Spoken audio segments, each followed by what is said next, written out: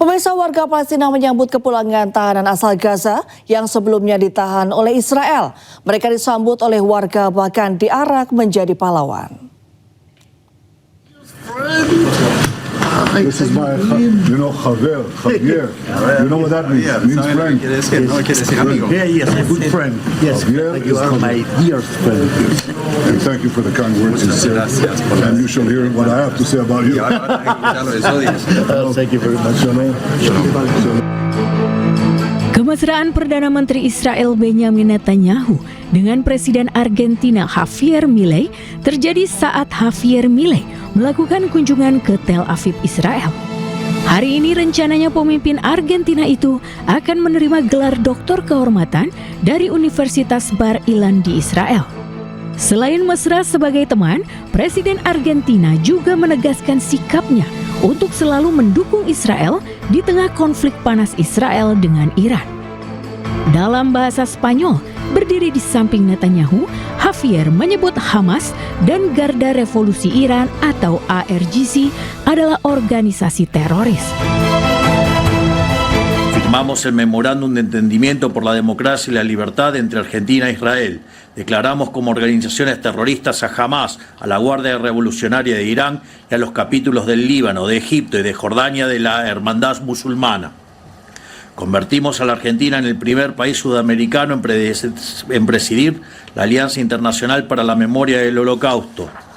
Expresamos nuestro firme apoyo a Estados Unidos y a Israel en su guerra contra el terrorismo y contra el régimen iraní. Vivimos un momento en que los valores que nos dieron civilización, la libertad. Sementara itu, jika Netanyahu begitu disambut hangat dan mendapat dukungan dari Presiden Argentina, warga Israel justru sempat menggelar aksi demonstrasi.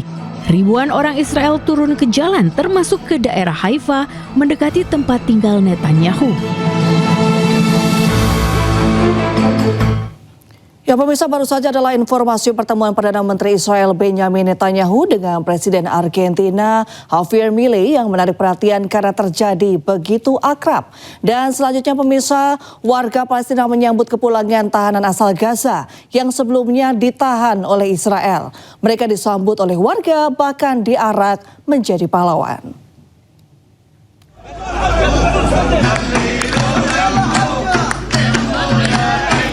Kedatangan warga Gaza yang sebelumnya ditahan Israel disambut meriah. Seperti pahlawan, mereka disambut nyanyian dan lagu-lagu penyemangat perjuangan. Mereka dibebaskan oleh Israel setelah sebelumnya sempat ditahan dan diperlakukan tidak manusiawi oleh Zionis. Keluarga para tahanan menyambut mereka dengan haru dan gembira. Kanselir Jerman Friedrich Merz memperingatkan tentang meningkatnya tantangan keamanan energi global akibat krisis Iran dan situasi di Selat Hormuz. Meski demikian, Merz memastikan pasokan energi Jerman saat ini masih aman. Für den Moment. Die Marktlage ist angespannt, aber die Versorgung in Deutschland ist gesichert.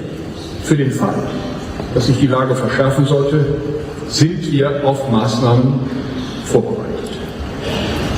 Und meine Damen und Herren, auch ohne Menteri Energi dan Sumber Daya Mineral atau SDM Bahlil Lahadalia menyebut kenaikan harga LPG maupun BBM non-subsidi tidak diatur oleh pemerintah. Meski demikian, Bahlil memastikan kenaikan tersebut hanya sementara, mengingat tingginya harga di tingkat global. Nah, khusus untuk LPG yang disubsidi, stok kita di atas standar minimum nasional dan harganya tidak ada kenaikan, flat, sama dengan harga bensin RON 90 dan harga solar CN 48. Nah, kenapa harganya naik? Saya katakan bahwa kita mengatur harga yang pemerintah bisa menjamin untuk harganya nggak naik itu adalah yang bersubsidi. Sementara yang tidak bersubsidi itu dipakai oleh industri. Pemirsa, demikian breaking news kali ini. Selamat menyaksikan program kami selanjutnya. Saya Reni Alamsari, selamat malam.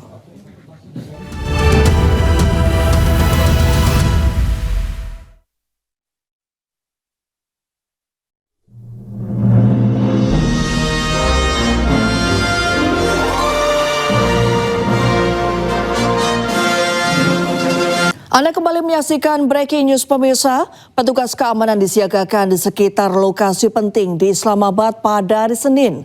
Pengamanan ketat itu dilaksanakan jelang mediasi kedua antara Iran dan Amerika Serikat.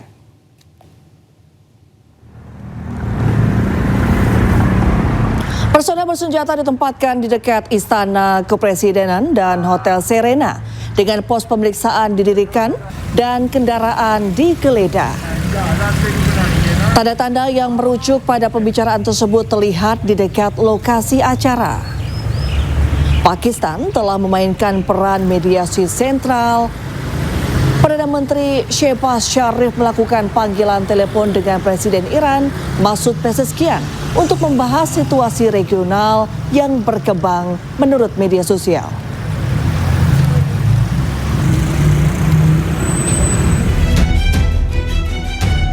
Sementara Presiden AS Donald Trump mengkonfirmasi telah mengirimkan perwakilan Amerika ke Pakistan untuk melanjutkan upaya perundingan perdamaian kedua dengan Iran.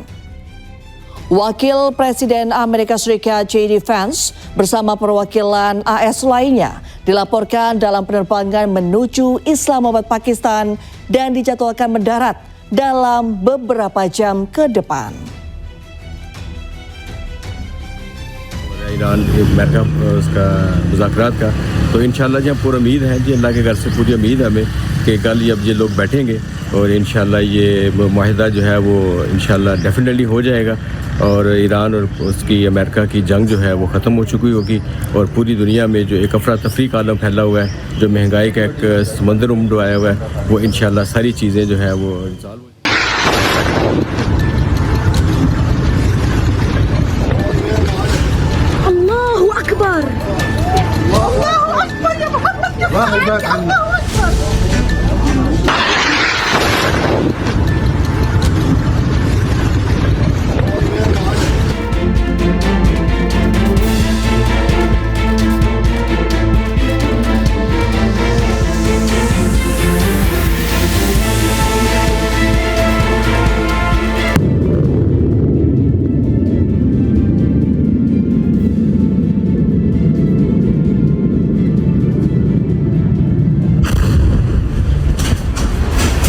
و برای شلیک یه موقعیت خیلی عالی رو در اختیار داشت. پهپاده؟ کروز بود. بیا ادامه‌شو بریم. خب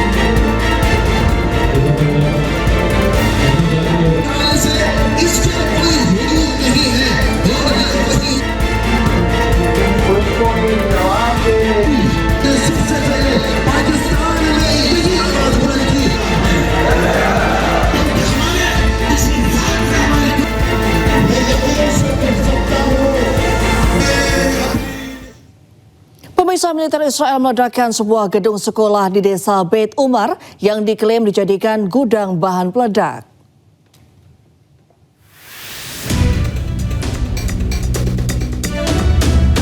Militer Israel merilis rekaman pada hari Senin menunjukkan ledakan dan kepulan asap yang membumbung di antara dua bangunan. Menurut pasukan pertahanan Israel, lokasi dugaan tempat penyimpanan tersebut diperoleh setelah menginterogasi terduga pelaku yang melemparkan bahan peledak dan bom molotov ke pemukiman Karmeh Zur di dekatnya.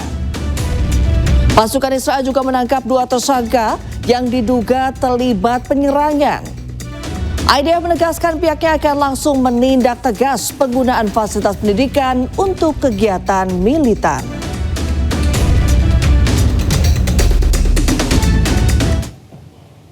Meski di bawah ancaman serangan udara Israel, warga Lebanon tidak takut untuk kembali ke kampung halamannya. Mereka terpaksa pulang setelah mengungsi akibat agresi militer Zionis Israel di Lebanon.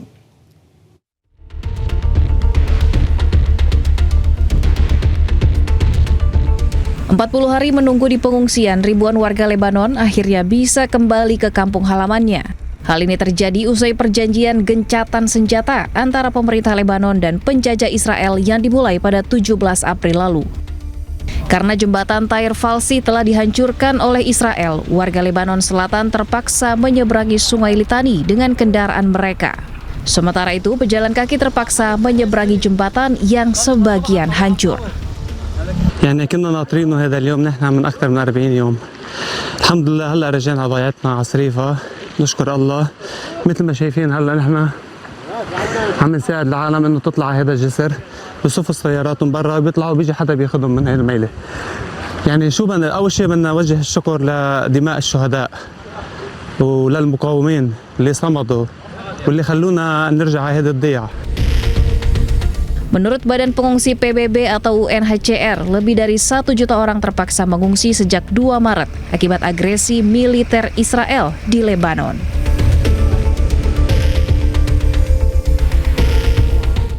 Pejuang Hizbullah di Lebanon terus menyerang penjajah Israel dengan rudal buatan Iran.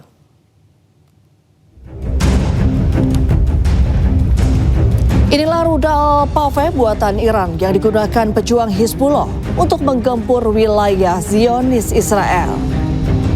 Rudal jelajah jarak jauh ini ditempeli foto tokoh-tokoh Hizbullah. Rudal Hizbullah diarahkan ke posisi militer penjajah Israel di Ma'alot dan Tarsya. Serangan udara pejuang Hizbullah berhasil menghantam tank Merkava milik Zionis Israel di Beit Yahun, Lebanon.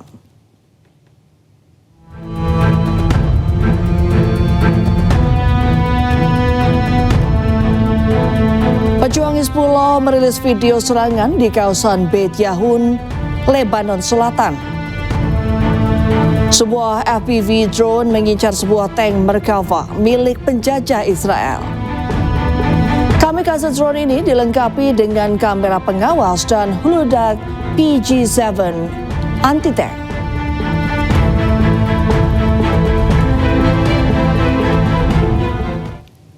Pemirsa, pejabat senior Hizbullah Mahmud Kamati mengatakan bahwa organisasinya tidak peduli atas negosiasi yang dibuat antara pemerintah Lebanon dengan penjajah Israel. Ia menyatakan negosiasi ini merupakan kesalahan dan penyerahan kedaulatan. تعنينا مفاوضات التي تجريها الدولة، لا تعنينا هذه المفاوضات، هي مفاوضات فاشلة ضعيفة مهزومة محبطة مستسلمة، لا تعنينا هذه المفاوضات. Perjanjian damai antara Amerika Serikat dan Iran terancam gagal setelah AS menembaki kapal tanker milik Iran. Iran pun menegaskan membatalkan seluruh negosiasi damai yang tengah berjalan.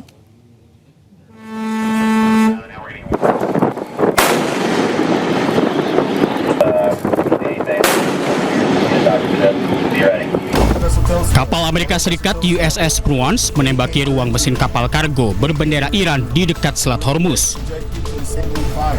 Motor vessel Toska, vacate your engine room.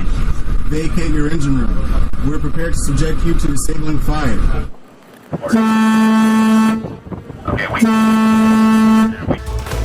Tidak lama setelah peringatan, kapal perang Amerika Serikat ini langsung menembaki kapal kargo Iran.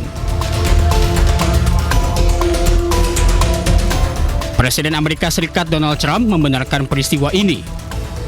Melalui akun media sosialnya, Trump tegaskan kapal milik Iran ditembak di bagian ruang mesin setelah menolak untuk putar balik.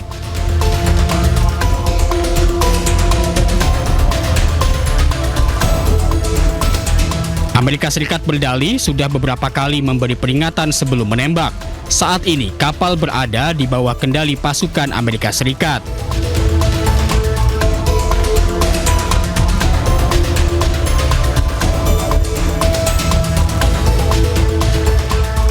Serangan terhadap kapal Iran menambah panas hubungan antara Amerika Serikat dan Iran.